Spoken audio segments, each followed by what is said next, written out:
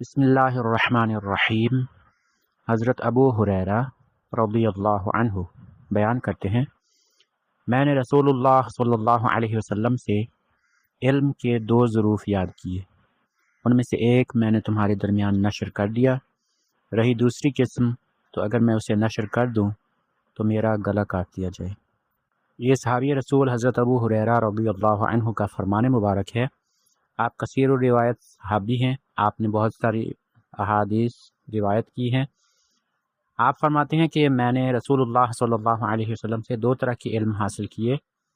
एक तो इल्म वो कुरान और सुन्नत का इल्म है, यानी इस हदीस का जो उलमाए हक़ ने माना बयान फरमाया है उसके लिहाज से पहली किस्म का इल्म कुरान और सुन्नत का इल्म है, जो कि आपने अपनी ताकत के मुताबिक नशर फरमाया, बताया, रिवायत किया।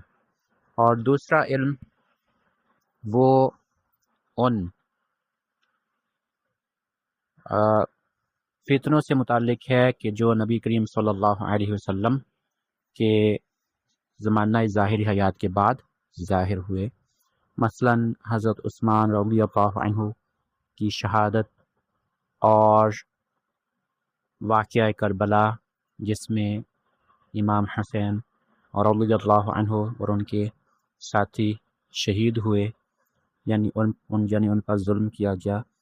तो ऐसे वाक़यात के बारे में हज़रत अबू हुरैरा फरमाते हैं कि मैं उनके बारे में चुप हूँ, मैं उनके बारे में ख़ामोश हूँ कि अगर मैं बात करूँगा तो मेरा बुलऊम नरखरा, यानी वो नाली जिससे खाना उतरता है, हालांकि वो नाली काट दी जाएगी, मतलब ये कि मुझे कत्ल कर दिया जाएगा।